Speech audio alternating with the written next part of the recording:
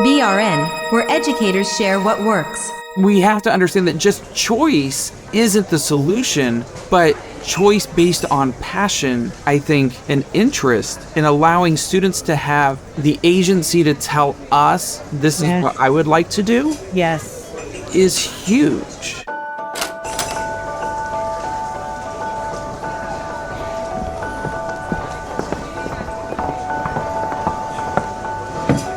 Good morning, guys. Great to see you again. How are you? Good morning. I've been thinking a lot since our conversation last week that it's really sent me down the rabbit hole. And as you know, I have to raise this again, of course. I got the check last week because I said that I had made my passion my paycheck. Really, I have. Everything I do. I don't consider myself to work because I love what I do so much. And this really got me thinking about intrinsic motivation and how it's so important in, for all of us, but in my life, how it's helped me having this motivation to do what I do, to learn more, to move forward, to really put things into practice. And briefly, I have 2 kids and they are both in high school at the moment, and we're struggling. And we're struggling because that intrinsic motivation isn't there. To them, everything is extrinsic. And when our conversations come up about this, it keeps coming down to, but you have to get your high school diploma because so much of your future relies on it. But the conversation doesn't come back to, this is really going to help you in your future life. The bottom line is you need to get this. Just get school done and out the way. And after that, you can fly. After that, you can follow your passions and you can do what you really want to do. And thinking about that, there seems to be a flaw in the system somewhere. And I just wanted to share that and get your thoughts on that. For me, passion has to be part of the curriculum and allowing kids to work their passions into what they're studying. Because kids don't care about what they're learning if they can't relate to what they're learning. So as interesting and fun as we make it, it doesn't matter.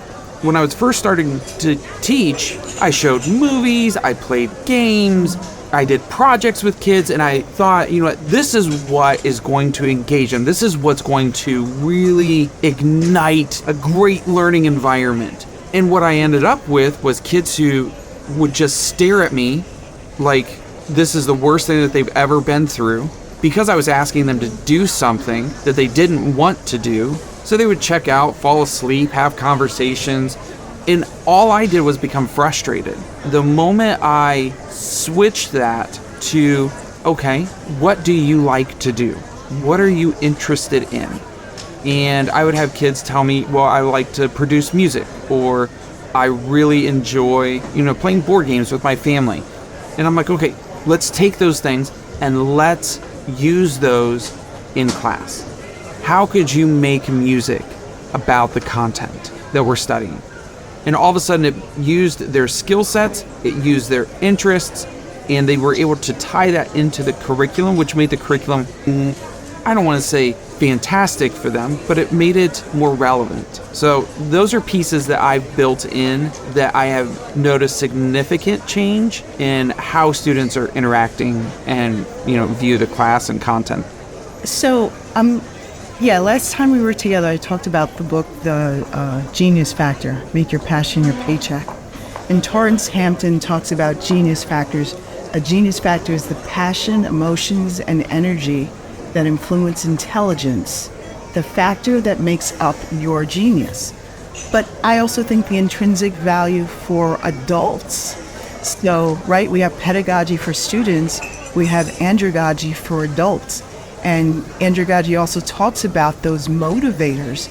There needs to be intrinsic motivation for learning, but I'm a staff developer, so I think about that intrinsic learning for adults as well. Well, when you think about PD, how many teachers attend a PD that they hate? Because they have to. They have to do it. Right. We offer staff development that you have to go to, like DASA training, or like every year, I don't know if you all get... Bloodborne pathogen training? Yes, I was just going to say that. Did you get those mandatory videos? Those I have 8 hours left to do right now. I'm just going to run it back. And unfortunately, what do people say? Yeah, I was doing that while I was watching football and just clickety, clickety, clickety, click. So, which is so not good, but a whole nother topic. But when we design staff development or conferences that people want to attend, you see a difference in the interactions. You see a difference in the learning than what I had to attend and what I really want to go to.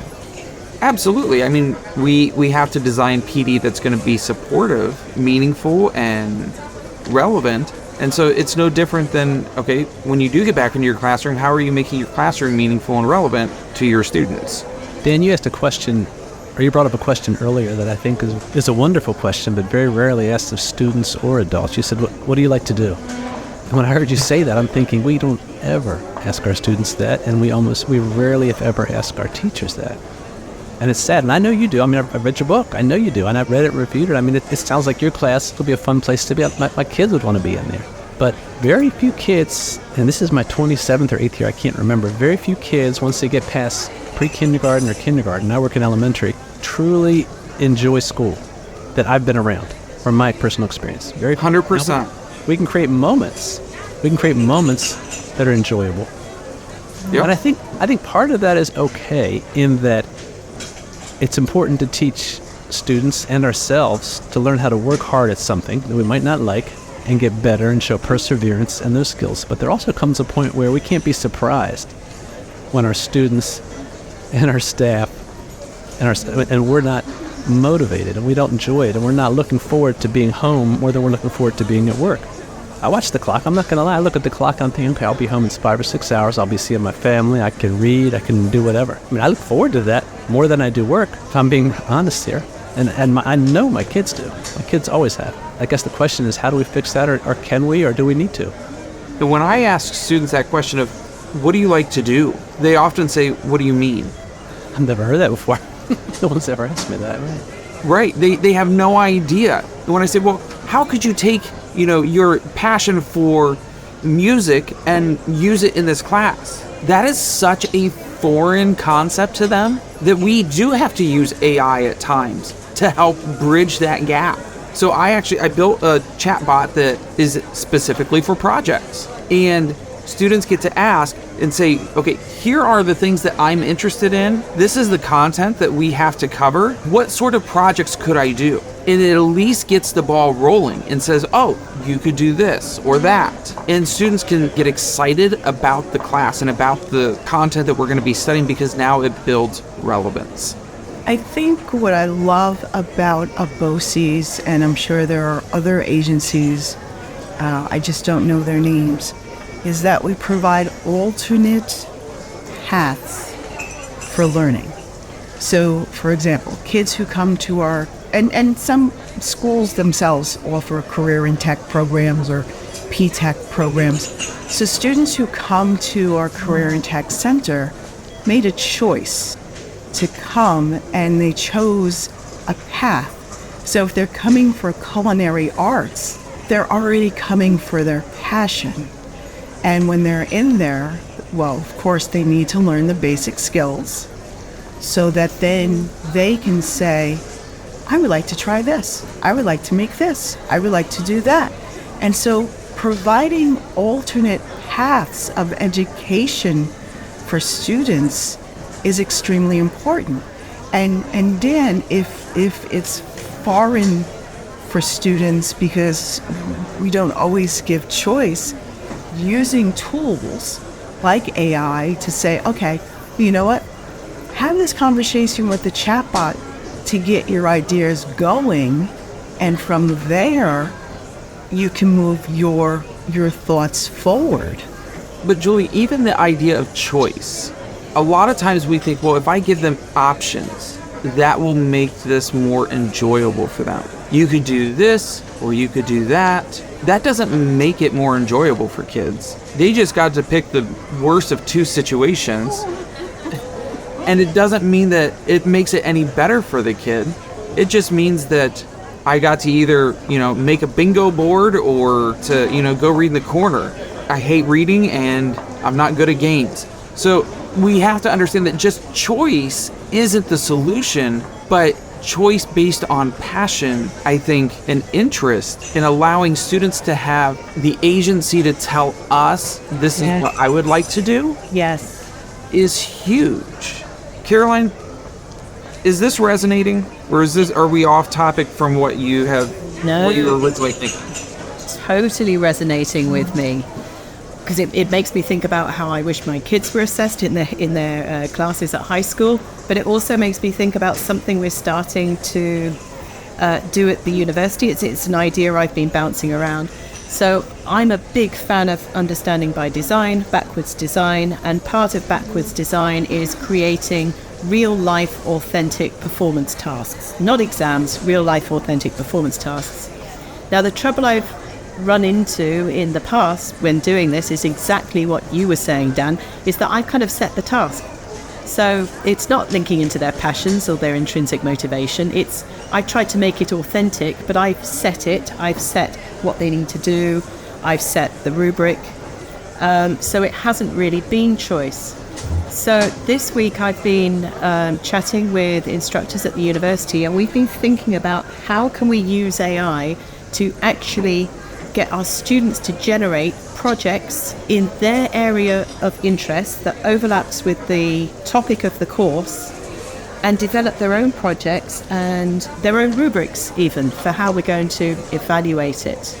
So I'm going to try this right now. I'm just opening ChatGPT. And so in UBD, to create an authentic performance task, we follow the mnemonic GRASPs. And I'm just putting this in. And GRASP stands for goal, role, audience, situation, performance or product, and standards. And so let's just try this out. I want to create a performance task following GRASPs. Let's throw it out to you guys. So Dan, can you give me some of the topics you teach in social sciences? I teach feudalism. Okay, I'll go with that. And what are your passions? What do you love? I love Star Wars. Okay. I love woodworking. We'll go with those two. See what it comes up with. Yeah, seriously. Woodworking. I want to create a performance task following GRASPs on the topic of, I've never tried it quite like this, on the topic of feudalism. I love Star Wars and woodworking. I want to include my passions in the performance task.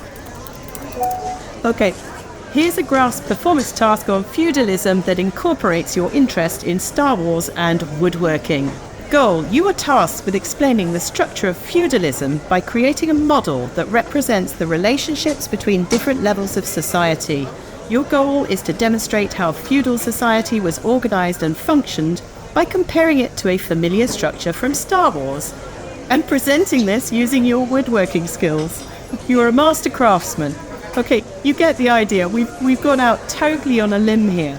But you can use AI if you say, I want to create a performance task following GRASPs, and you put in the topic of your course, or what I've been doing with the instructors at the university is giving a choice of topics that came up on the course, and then you can try and tweak it a little bit with your personal interests, and then it comes up with a suggestion for a real-life task that you could do that kind of combines these.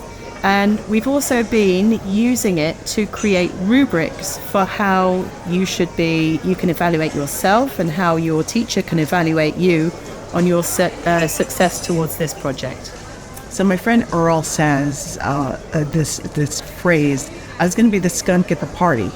I was going to say, yeah, okay, that's really nice, but I have to do grading. So how am I supposed to assess that, and where does that project go? I can speak to that because what we can do is we can take our standards, and as long as you're assessing based on standards, you look at a project that a student has made based on their own interests and passions, and you say, is this standard represented? Dad, I'm sorry, skunk. I don't have time for that. So who's gonna help me do all that and align all that? What do you mean? I don't have time to.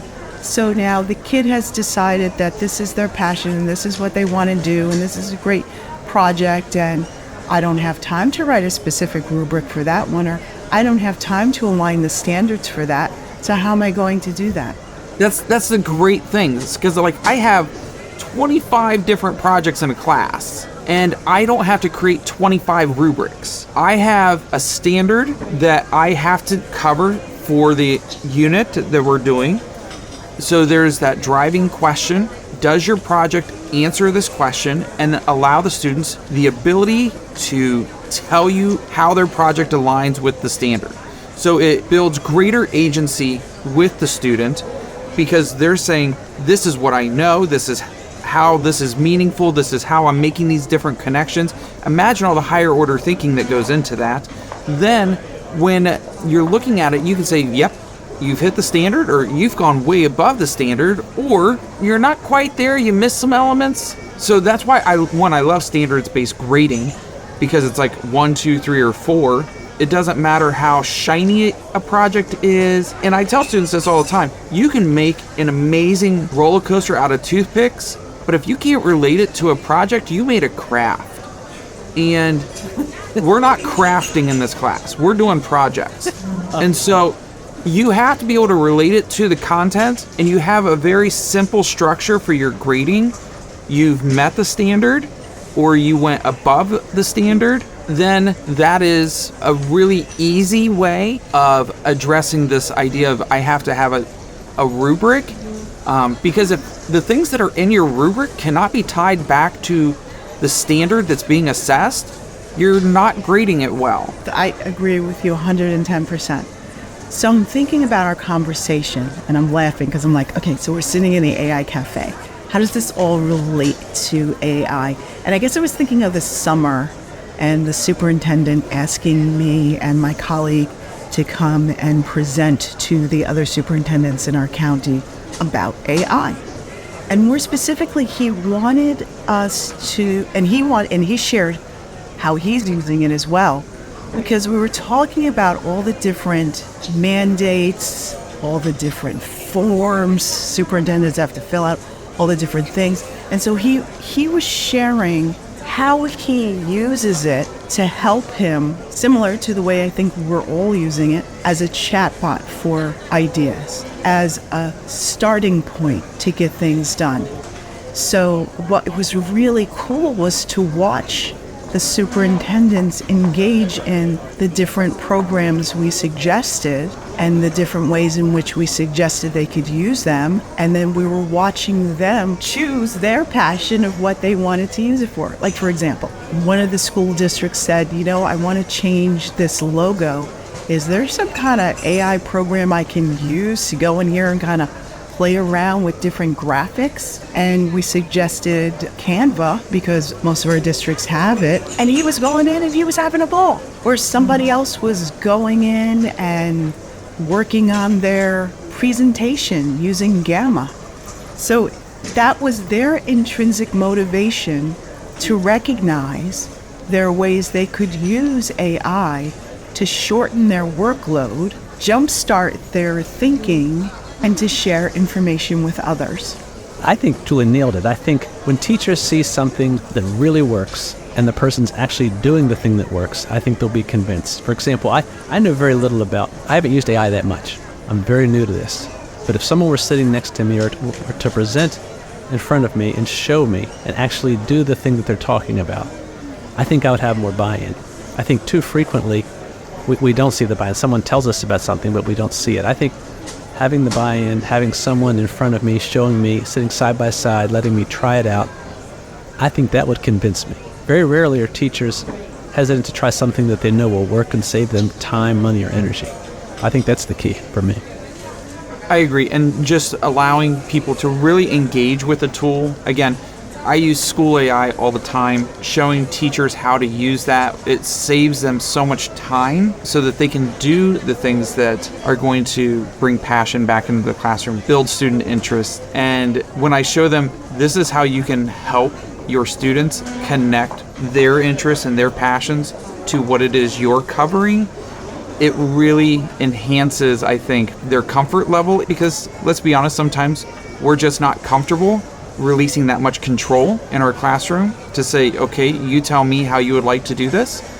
But these are some options. These are great options. This is how we can approach this. And I think the more you can use a tool for those purposes, when you see the application, you're more likely to use it more often.